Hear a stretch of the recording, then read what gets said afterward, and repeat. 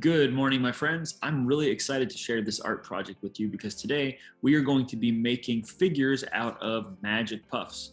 What are magic puffs, you might be asking? Well, I'm glad you asked. Magic puffs are these awesome little things that look like packing peanuts, and when you get them wet, they stick together and hold their shape. So we're going to be using these to make a body. Let's get started. First, the things that you're going to need for this are some magic puffs, which you should already have.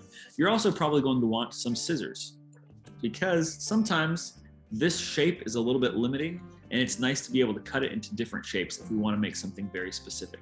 The third thing you're going to need is a paper towel or washcloth that is wet, because we need water to make these things stick together.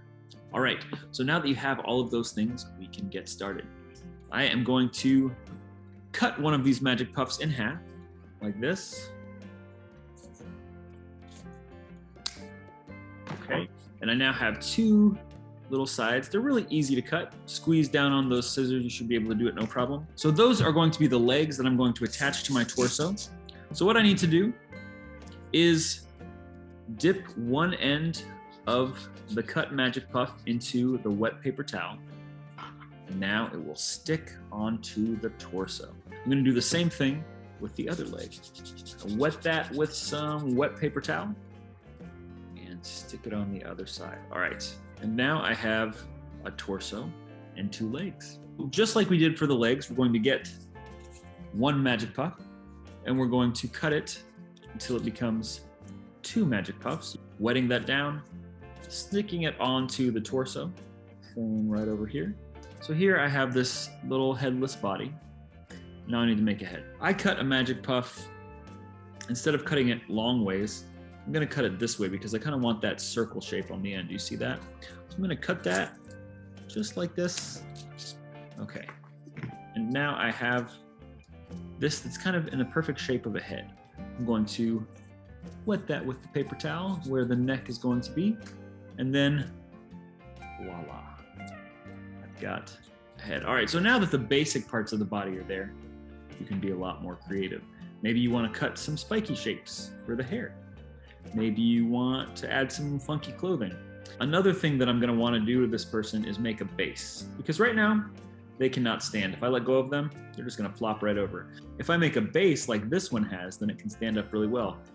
As you can see at the bottom where it's touching my hand, it has three flattened pieces of magic puffs, and all of the weight is resting on those three flattened pieces. So I'm going to show you how to do that.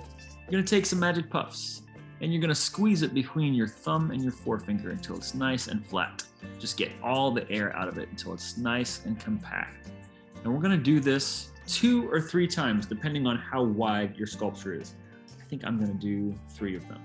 So I want to be able to attach these side by side. So I'm going to get my wet paper towel, rub one side against it, and where I've gotten it wet and sticky, I can join it to the other one. All right, so now I have 3 very flat magic puffs in a row. That's gonna be the base that my little statue is going to stand on, and then it won't fall over. We're gonna stick these feet into that wet area, and now it should be able to get planted into its base and stand up without falling over.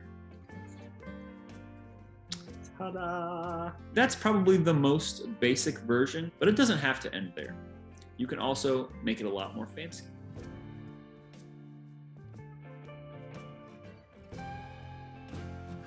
And maybe you love the idea of working with magic puffs, but you don't necessarily love the idea of making a standing figure with magic puffs. Well, that's okay. That's just one of the many things you can make with them. Let me show you what some other students have made. This one is a dragon. You can see that they cut up lots of little magic puffs to make the scales on the head. They wrapped lots of magic puffs and bent them so that the shape of it would look like a tail. You can see they even labeled castle. If you want to write on these with magic marker or Sharpies, that also works. And they built some castle walls over here. Maybe you want to cut the magic puffs into little tiny pieces and arrange them like petals around a center point. And maybe you want to make a bouquet, give it as a gift to somebody. Whatever you make, when you're finished and you're proud of it and you are ready to share it with me, you can click on that add response button and upload a picture or a video of your work. I look forward to seeing what you make, and I hope you have a great time making it. Bye, my friends.